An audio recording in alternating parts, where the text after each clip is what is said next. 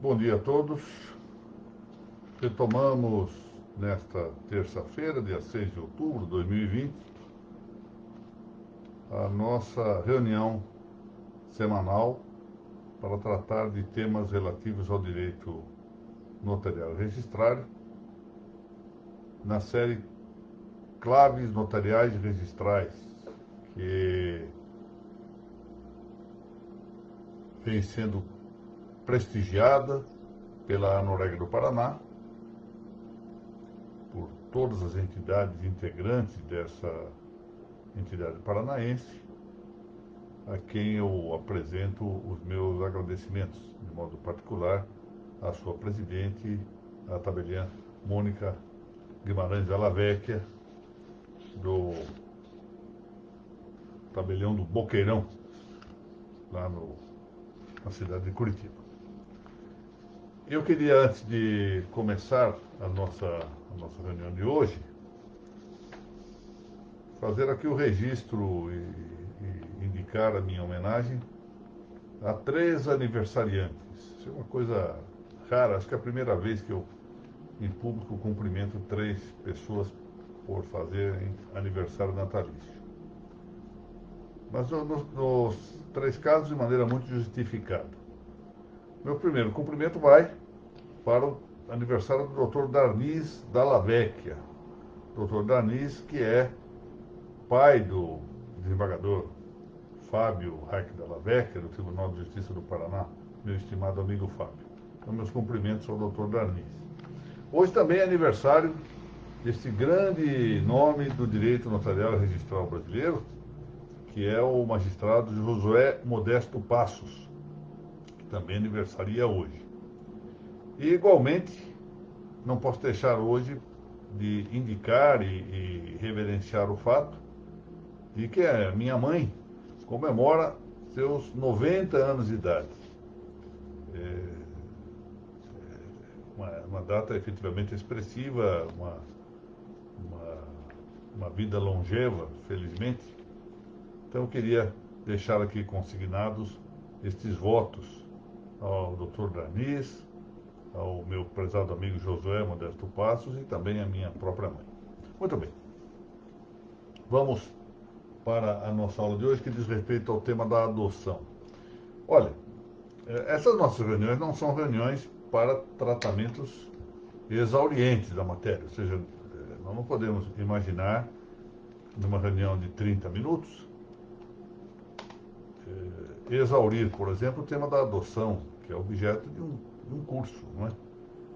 De modo que vamos tratar aqui de alguns temas, alguns aspectos principais e sobretudo, tentar meditar um pouquinho sobre esse importante instituto, importante e antiquíssimo instituto jurídico, que é o Instituto da Adoção. Muito bem. Começamos aqui dizendo que, no âmbito do direito de família, podemos conceituar a adoção do seguinte modo: incorporação a determinada família de uma pessoa a ela estranha, com o estabelecimento correspondente, correlato, de um vínculo, uma ligação, de um liame jurídico de paternidade ou maternidade e filiação fictícias, porque são de fato fictas, porque elas envolvem pessoas que não se relacionam naturalmente no âmbito da paternidade ou maternidade. É interessante aqui lembrar que de um tempo a esta parte, mais ou menos uns 5 anos, um pouco mais talvez, há uma tendência que se vem notando até mesmo em decisões dos tribunais, em decisões de primeira instância, de substituir as palavras pai e mãe por essa expressão que é mais genérica e não mostra, sobretudo não põe em destaque um vínculo espiritual, a expressão genitor e genitora. Não se pode negar que, em dadas circunstâncias, se poderia pensar em uma geração espiritual, não é? Quando nós temos mestres, falamos de nossos mestres como aqueles que nos têm gerado intelectualmente, gerado cientificamente, gerado espiritualmente, muitas vezes. Mas é mais comum que nós falemos aí nosso pai espiritual, nossa mãe espiritual, etc. Então, as expressões pai e mãe são muito mais significativas. E essa ideia de substituí-las pelas expressões genéricas, como genitor e genitora, trazem, parece que, um certo veso de materialização, de corporalização, por assim dizer. Como se tratasse de uma simples fonte geradora, sem considerar vínculos mais profundos, como são os que se reconhecem no relacionamento de paternidade e maternidade e contrapostamente no relacionamento de filiação. Então é preferível, no meu modo de ver, utilizar as expressões tradicionais pai e mãe do que essas expressões genéricas como são genitor e genitora. Bom, de onde vem historicamente a adoção? É muito interessante nós passarmos em revista aqui esta consideração sobre a origem histórica do Instituto da Adoção. Até para que nós compreendamos bem o que é a adoção, o que ela representa, ainda que agora com a contemporaneidade nos traga algumas inclinações, algumas tendências que durante algum tempo da história não houve. Bom, a adoção historicamente vem calcada no interesse em continuar a estirpe familiar, continuar a família, continuar por assim dizer, a árvore familiar. E isso à vista, sobretudo se nós pensarmos na Grécia e em Roma, da persistência do culto doméstico. Uma importante é a persistência do culto doméstico. Lembram-se do episódio, por exemplo, que não é propriamente de adoção, mas que mostra esse reclamo de continuidade familiar, da estirpe familiar, por exemplo, quando Abraão pendia da fecundidade de Sara para ter descendência, ele foi indicado que se relacionasse com sua escrava Agar, de que nasceu Ismael, exatamente para ter uma descendência. E só depois é que vem a descendência de Israel, de Abrão com Sara, dando ensejo a Israel.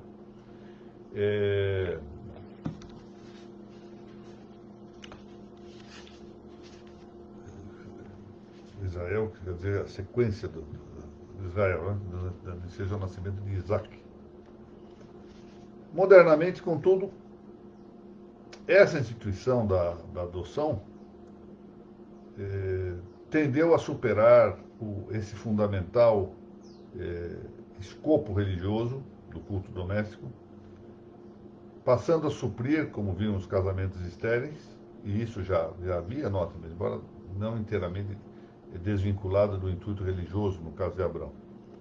Mas agora nós superamos esse ambiente de culto doméstico para fazermos a superação dos casamentos estéreis e a remediar a pobreza infantil. Esse tem sido um dos elementos contemporâneos muito frequentes. Olha, adotem crianças abandonadas, crianças que estão em dificuldades, crianças que conseguiram se livrar da praga do aborto e cuja mãe não deseje permanecer com os cuidados correspondentes.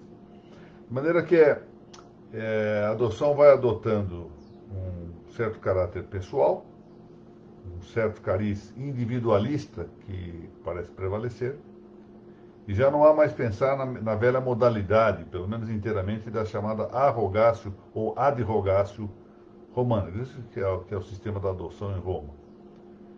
E episodicamente é interessante verificar que a adoção vai adotando, às vezes, fórmulas de utilização sociológica diversa ao longo do tempo.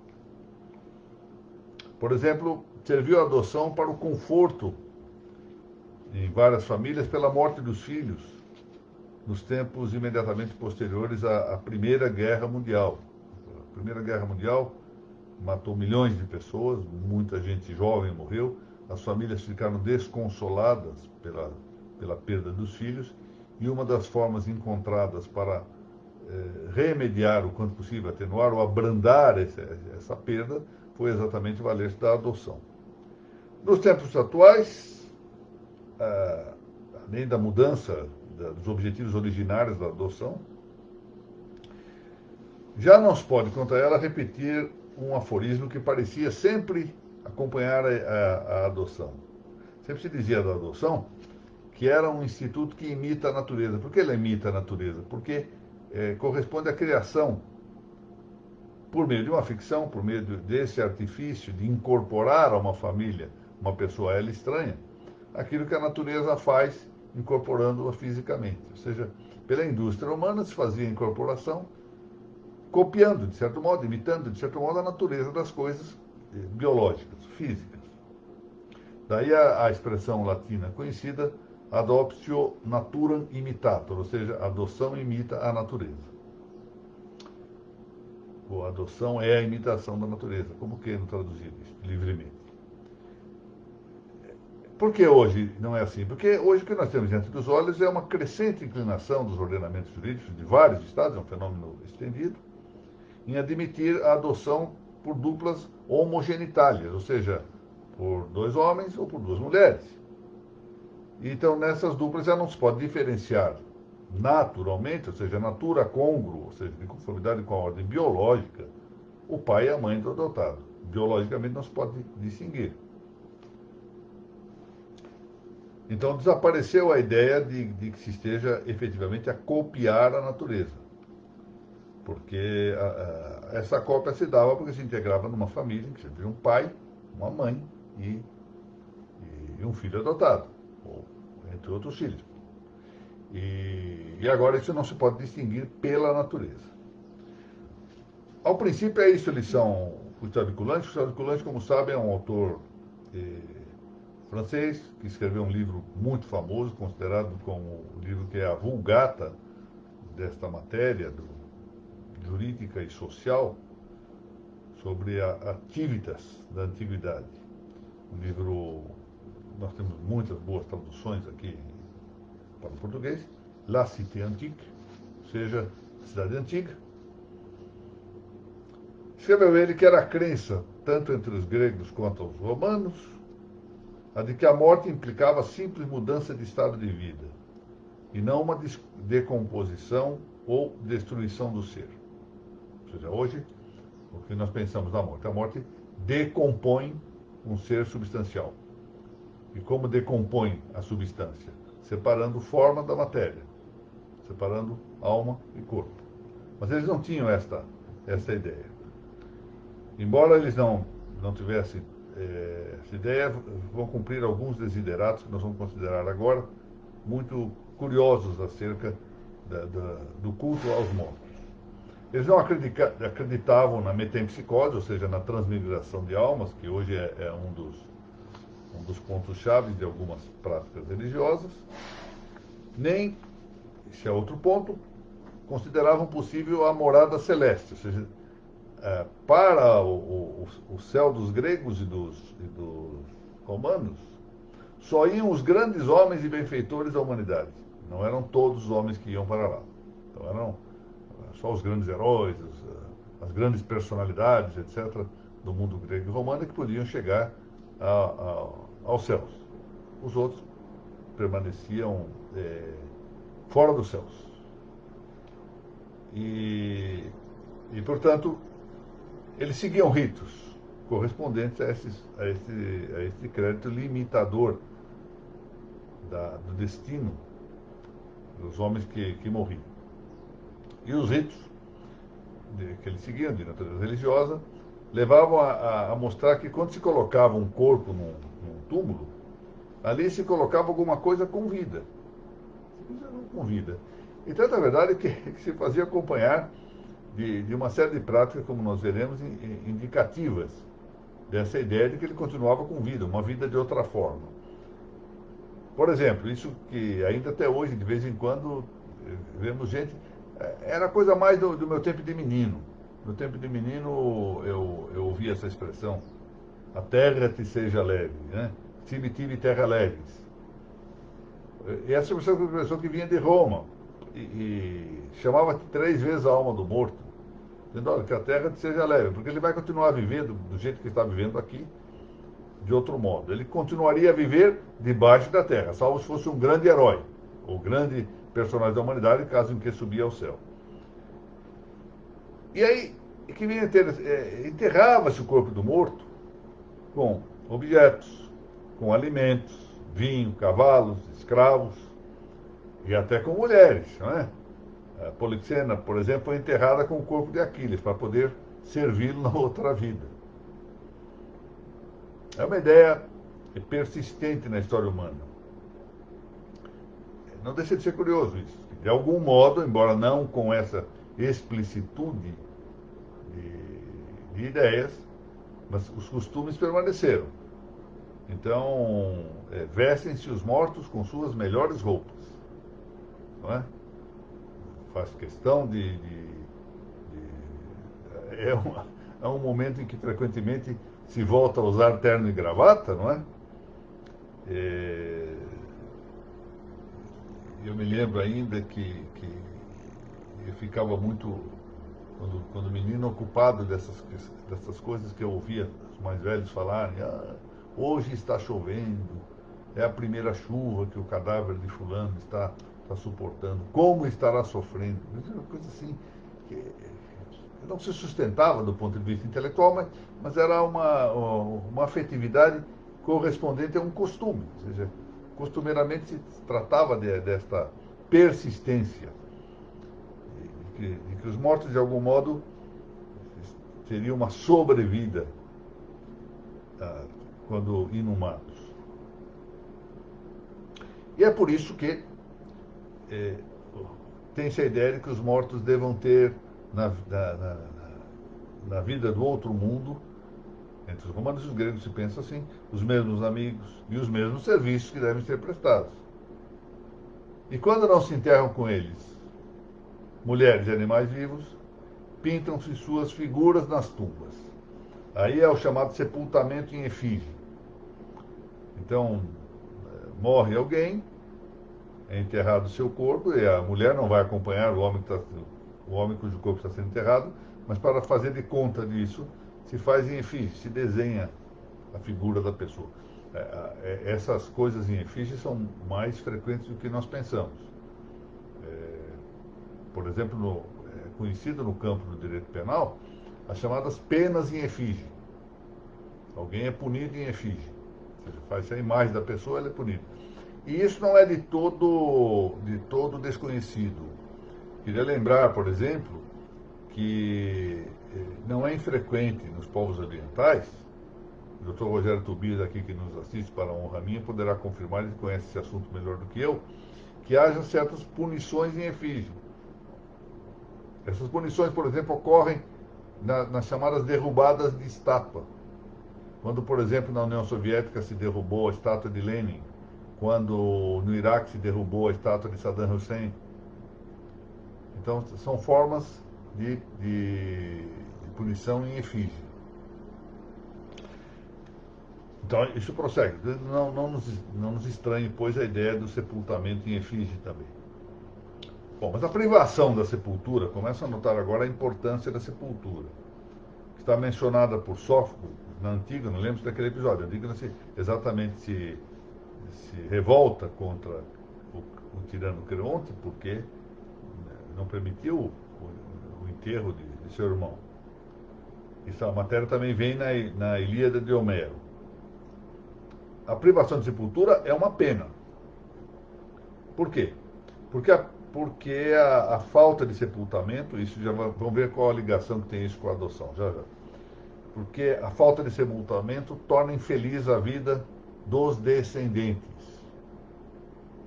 Suetônio, por exemplo, que é um grande historiador romano, falando de Calígula, diz que a grande pena de Calígula foi a privação de sepultura. Não é? Hoje tem havido uma certa revisão histórica acerca de Calígula. A gente fez muita bobagem, né?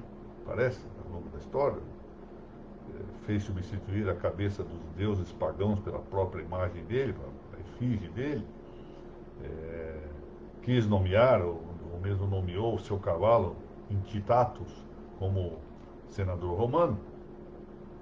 Mas hoje a historiografia contemporânea tem revelado que boa parte das impugnações feitas a Calígula foram exatamente pelos seus sucessores, que aproveitaram para pejorarem a sua vida. Mas há, por exemplo, o episódio de generais atenienses que foram saudados como heróis ao retornarem a Atenas, depois de uma batalha marítima, em que haviam impedido um desastre, uma calamidade contra Atenas que se considerava certo. Atenas está perdida. Esses generais então foram combater no mar, ganharam a batalha e voltaram saudados como heróis. Até que algumas mães se perguntaram: onde estão os corpos dos nossos filhos, marinheiros, militantes que estavam ali lutando? Então os generais explicaram: olha, para nós conseguirmos ter mais velocidade, maior possibilidade de manejo das nossas embarcações, nós jogamos os corpos desses soldados mortos no mar, porque assim nós diminuímos o peso dos navios. Não, os senhores cometeram um grave equívoco. Como é que agora nossas famílias vão ficar, uma vez que nós não sepultamos nossos mortos, nossos descendentes vão... Bom, já vamos ver por quê. Nossos descendentes vão sofrer essa perda. E, apesar de serem heróis, esses generais atenienses foram condenados à morte, morreram em virtude de não terem permitido a sepultura dos soldados mortos em batalha. Notem que, portanto, a privação de sepultura é algo muito grave do ponto de vista do culto religioso na Grécia e em Roma. Em dado tempo, claro. E por que isto? Então, vamos ver aqui. Tal se pode recolher da história da Grécia e de Roma, as crenças religiosas deram origem a normas de conduta nas sociedades. É quase sempre assim. E os mortos eram tidos como entes sagrados, sem distinção de pessoas. Lembramos o seguinte: os homens têm uma natureza religiosa, ou seja, qualquer que seja a religião que venham a adotar, a religião verdadeira ou as religiões falsas, os homens têm uma vocação religiosa connatural, da própria natureza humana, o reconhecimento da existência de um ser transcendente superior. E isso leva à prática religiosa, uma forma de culto dessa entidade superior. Os mortos eram tidos como entes sagrados, portanto, sem discriminação de pessoas. Qualquer que fosse o morto, era um ente tido por sagrado. Eles eram tidos por deuses subterrâneos, como se fossem deuses subterrâneos. E os seus túmulos eram templos.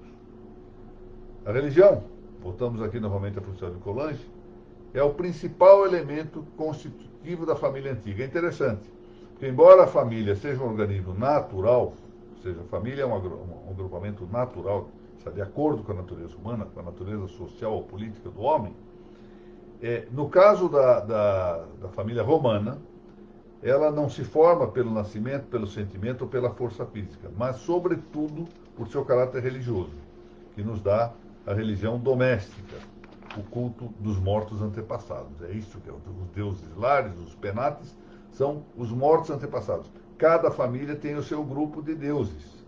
Quais deuses? São os seus antecessores, seus ascendentes. De modo que a família antiga é, sobretudo, uma associação religiosa, preferentemente a ser uma associação da natureza. É claro que é também uma tendência natural, mas uma tendência natural reforçada, robustecida por esse vínculo fundamental de ser uma associação religiosa. Tanto que nós já vimos, eu não sei se aqui nas claves notariais ou se no registro sobre registro, que no caso do matrimônio romano, é importantíssima a circunstância de que isso provoca realmente uma verdadeira revolução, uma verdadeira turbação, porque a mulher sai de uma religião e ingressa noutra religião quando se casa. Daí todo o ritual com que a isso se procede no direito romano, nas famílias romanas. Família, para os gregos, é o que está junto do Deus familiar, o Deus lar. De maneira que a participação no culto é o que integra a família. Os que estão dentro do mesmo culto estão dentro de uma mesma família. Por isso, o emancipado perde sua participação na família. E ao contrário, aqui vem o ponto, o adotado a adquire. Desse modo, as crenças relativas aos mortos constituíram a base da família antiga. Os mortos esperava a persistência do culto e das oferendas. Se esse culto e essas oferendas não se fizessem, daí a importância da adoção, para que prossiga esse culto, para que prossigam essas oferendas, os mortos caíam em felicidade. E quando esses mortos caíam em felicidade, acreditavam os gregos e romanos que eles se transformavam em demônios. Daí a regra de que as famílias deveriam perpetuar-se para sempre. Família desaparecida é culto morto. Culto morto são mortos infelizes. Mortos infelizes são demônios. E, portanto, vêm prejudicar as famílias que se vão diminuindo, sem que haja cultos e oferendas bastantes, ou mesmo que venha em seguir, esse caso em que esses demônios ficam soltos a atormentar o restante da sociedade. Vejam que era essa a crença entre os romanos e entre os gregos, segundo Fustório de Coulanges. Por isso pune-se o celibato, porque em alguns lugares o celibato chega a ser mesmo delito, crime. Por quê? Porque então não haveria perpetuação das famílias. Só o filho nascido do casamento religioso é o que perpetua a religião doméstica, não o bastardo, o espúrio. Mas o adotado, sim. Cabia o divórcio, o repúdio, mas era obrigatório o divórcio, o repúdio, quando a mulher era estéril. Por quê? Exatamente porque deve perpetuar-se a família. No caso de o ser o marido, deveria substituir um irmão ou parente próximo. O filho que houvesse era tido como se fora do marido, para poder perpetuar. Isso é ficção. Também a viúva deveria casar-se com o mais próximo parente de seu marido. E o filho nascido desse segundo matrimônio era considerado filho do defunto, para prosseguir a vida familiar. O nascimento de filha mulher não satisfazia ao fim do casamento, porque ela, se viesse a casar-se, aí tem um C a mais, você pode escolher se tira o primeiro ou o segundo. Estou tirando o segundo aqui no texto escrito, porque se ela se viesse a casar, tira esse C aí, mudaria de religião.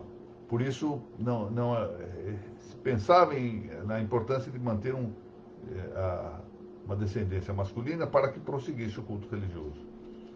A entrada de um filho na família não dependia do ato natural do nascimento físico, mas de uma declaração do pai, solene, religiosa, que com essa cerimônia tinha também o fim de purificar a criança, limpá-la do pecado maculador, que os antigos supunham haver com a gestação. Isso é uma coisa interessante, porque deve ser um vestígio, parece-me, da noção do Antigo Testamento do pecado original. Ou seja, tem-se a notícia central, há um pecado de origem. E isto vai depois envolto em certos mitos, em certas legendas, e parece ser um paralelo, ou seja, um vestígio da noção do Antigo Testamento relativo ao pecado original. Está, portanto, no Testamento dos Hebreus, próprio do povo hebreu. É um pouco antes, né? Claro, o pecado original antecedeu ao povo hebreu, que só nasce a partir de Abraão. Mas também pode ser visto agora, de outro lado, como um antetipo do batismo cristão. É interessante, essa declaração de purificação que o pai faz acerca da criança, acerca do pecado da gestação, de algum modo é um antetipo, ou seja, uma figura antecipada daquilo que virá a ser o batismo cristão, tal como indicado já no Novo Testamento. Né? Passemos agora. Essas são as explicações que nos mostram uma importância muito ampla da adoção, que vai mudando, entretanto, em alguns aspectos. Já vimos, no fim da Primeira Guerra, dando alguns exemplos históricos, né? Fim da Primeira Guerra, para consolar afetivamente as famílias enlutadas pela morte de soldados. Nos nossos tempos, para socorrer a indigência, e com isto propiciar um socorro de natureza social. Mas aqui com um aspecto religioso, um aspecto espiritual mais marcante, ainda que deturpado, desviado da verdade. No âmbito registral, o relevo, agora já tratando no caso brasileiro, né, O relevo da adoção entre nós é mais destacado para o registro civil das pessoas naturais. Menciono aqui, o senhor não tem acesso ao texto, vários dispositivos da Lei 6.015, mas nós temos que também considerar o que dispõe a Constituição brasileira, parágrafo 6º do artigo 227, que tem uma norma importante. Os filhos havidos ou não da relação do casamento ou por adoção terão os mesmos direitos e qualificações, proibidas quaisquer designações discriminatórias relativas à filiação.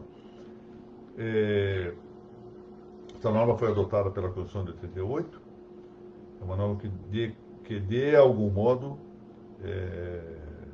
ela tem aspectos humanitários muito interessantes, mas afeta um tanto, é preciso situá-la dentro do âmbito geral que representa a consideração do casamento nos tempos contemporâneos. A Lei 8.069 de 1990 diz a mesma coisa, no seu artigo 20. Os filhos havidos ou não da relação de casamento ou por adoção terão os mesmos direitos e qualificações, proibidas quaisquer designações discriminatórias relativas à filiação. Repetiu a Constituição. O Código Civil Brasileiro 2002 trata também de repercussões que nós temos que considerar no plano do registro imobiliário, se não diretamente, ao menos quanto à morfologia registrária. Assim, lei. Tome-se em conta a norma do Código Civil de que, abro aspas, os filhos, havidos ou não da relação de casamento ou por adoção, terão os mesmos direitos e qualificações, proibidas quaisquer designações discriminatórias relativas à filiação. Mais uma repetição. Artigo 1596. Né? O nosso direito é muito interessante. Né? Repete, 3 normas dizendo a mesma coisa, e uma constitucional. Não é à toa que nós temos esse volume imenso de legislação a considerar. Não cabe menção tabular imobiliária, ou seja, no registro de imóveis, do fato adotivo. Esse é o ponto que temos que usar do ponto de registro, enquanto tal. E como as relações, abro aspas, 1628 do Código Civil, como as relações de parentesco se estabelecem não só entre o adotante e o adotado, como também entre aquele, o adotante, e os descendentes desse, do adotado, e entre o adotado e todos os parentes do adotante, ou seja, um parentesco amplificado, cabe considerar, abro aspas e cito o artigo 496 do Código, cabe considerar anulável a venda de ascendente a descendente, salvo se os outros descendentes e o cônjuge do alienante expressamente houverem consentido. Exatamente porque o adotado se situa na mesma linha do filho. Portanto, a norma do artigo 496 aplica-se, portanto, à situação do adotado. Não é excessivo aqui indicar que, guardada a proteção que consta da norma do artigo 1625 do Código Civil, que diz somente será admitida a adoção que constituir efetivo benefício para o adotando, a adoção atribui, o fato de que a adoção atribui ao adotado a situação de filho, artigo 1626, sujeitando-se ele enquanto menor ao poder familiar, pátria potestas, artigo 1630, e pôs a ser representado ou assistido pelos adotantes, inciso 5º do artigo 1634. Compete aos pais, quanto à pessoa dos filhos menores, vou lá ao inciso 5º, representá-los até os 16 anos dos atos da vida civil e assisti-los após essa idade, 16 anos, nos atos em que forem partes, suprindo-lhes o consentimento.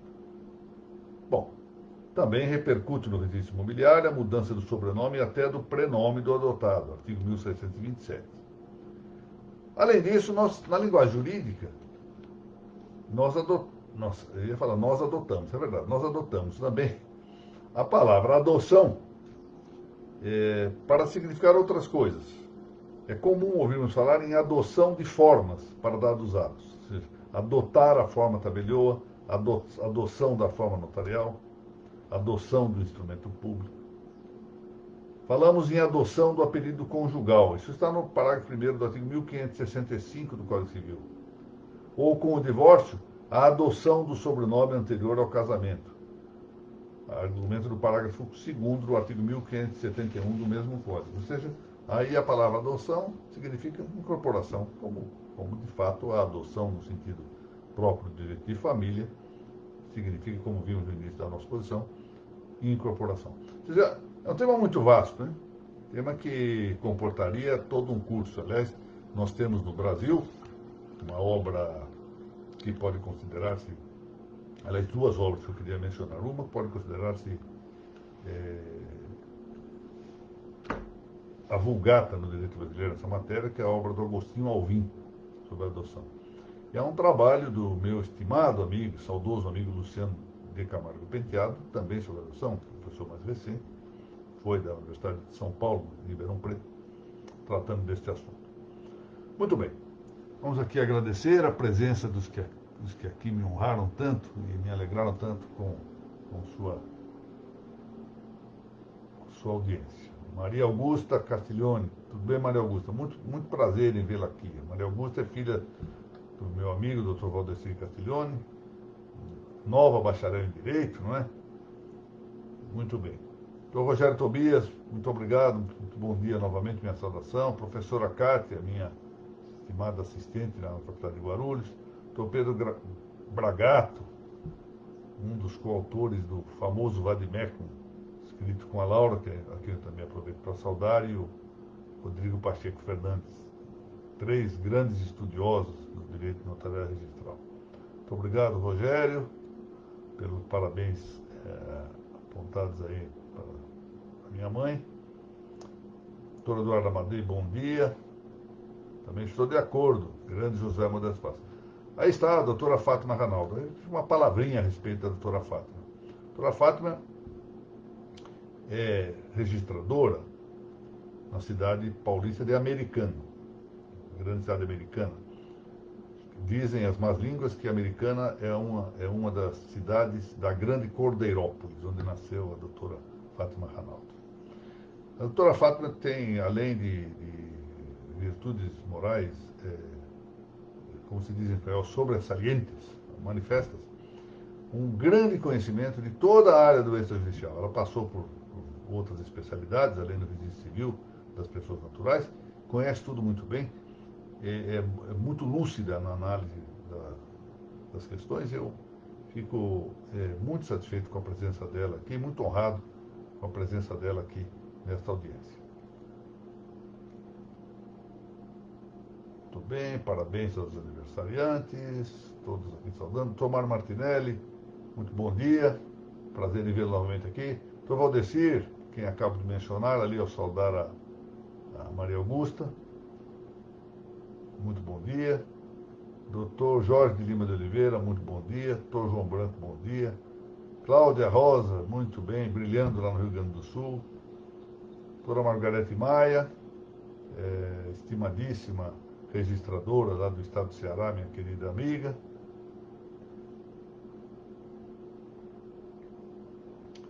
Falando aqui do Calígula, doutora Fátima Ranaldo. Doutora Rodrigues Nina, agora mestre em Direito, muito obrigado pela presença aqui, agradeço muito. Doutora Sônia Batista, também bom dia. Doutora Vandria Regina Lobão, bom dia. Muito bem. Quero agradecer mais uma vez a Anoreg do Paraná e as entidades que integram esta importante associação paranaense pela oportunidade que me concedem em ocupar esta página prestigiosa no Facebook. Isso muito me honra. E agradecer e cumprimentar novamente a todos aqueles que participaram desse nosso encontro para tratar de questões, brevemente, de questões de direito notarial e registral. Espero que todos